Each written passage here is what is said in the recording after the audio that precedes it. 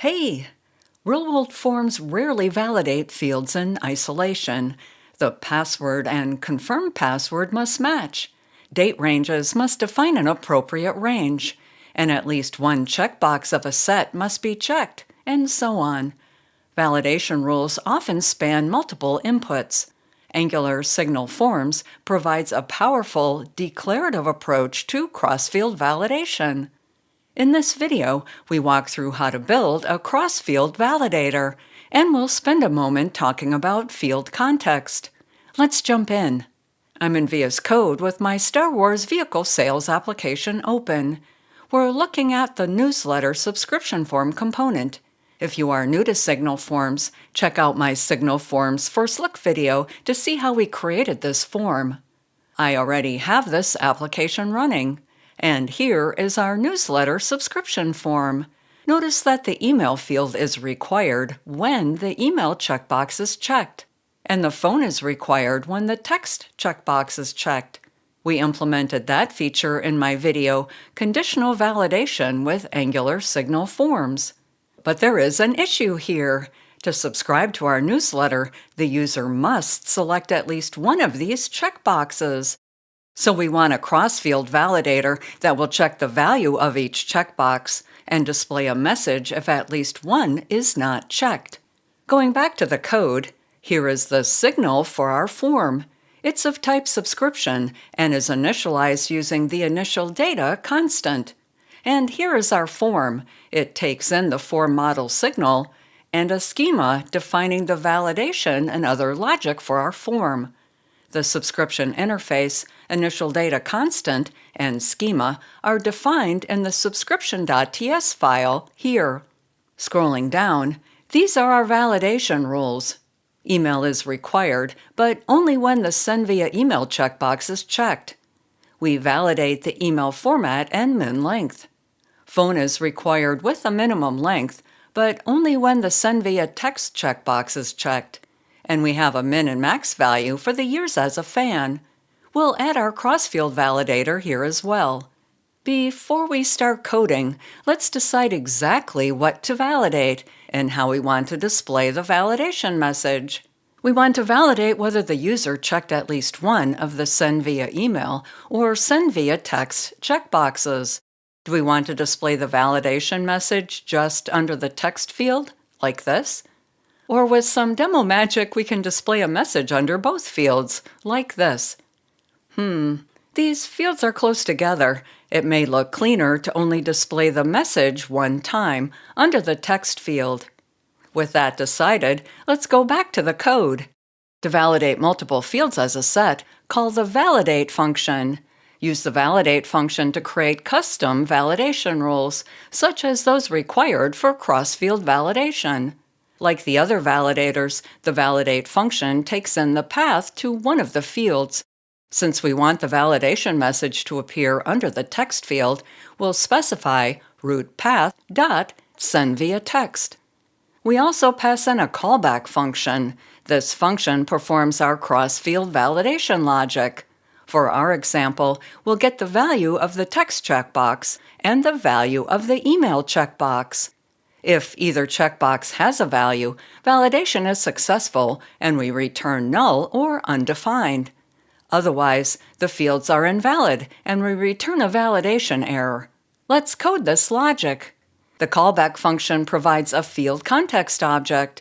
I'll name it CTX for context. This context provides access to the state of the field we passed in here.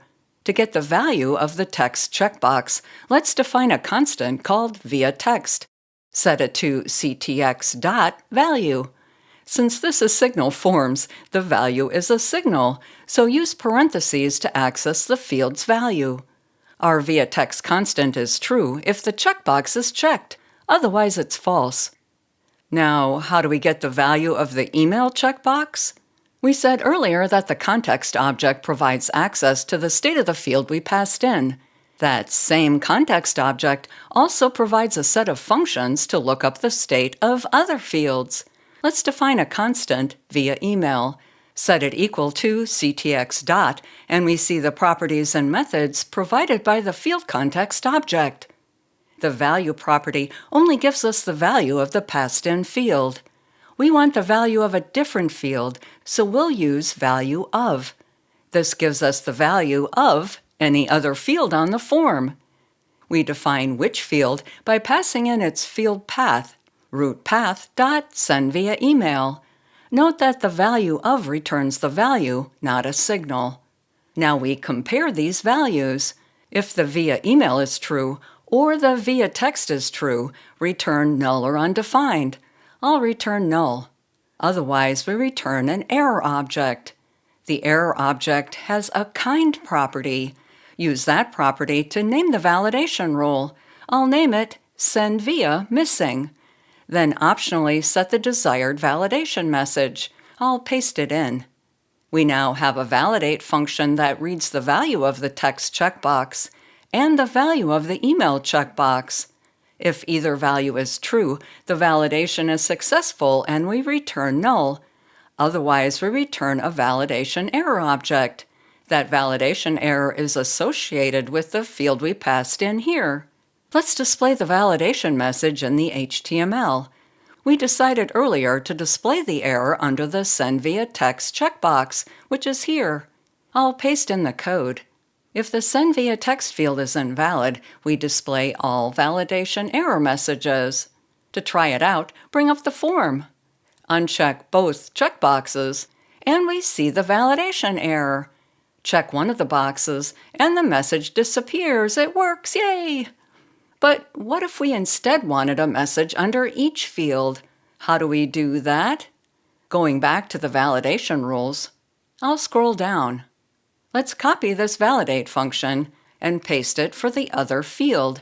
Then change our path to the other field, send via email.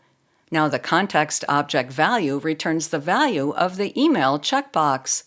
And for via text, we call value of and pass in the path to the Send Via Text field. The remainder of the code is the same. In the template, scroll up to the email checkbox. I'll paste the code. Now we display validation error messages for both fields. Ready to try it out? Bring up the form, uncheck the checkboxes, and we see a message under each field. In our case, these seem a bit redundant, but multiple messages could make sense in other cases, so use this technique as needed. Going back to the validation rules, we could minimize the amount of repeated code if we created a function for the common part. I'll paste in the function. This function takes in the value of each checkbox. It returns null if one of the fields is true, and a validation error if neither checkbox is checked.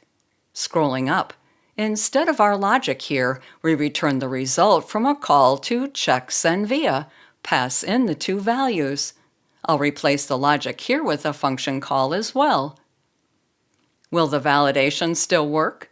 Bring up the browser, uncheck the checkboxes, and we see the validation message under both fields.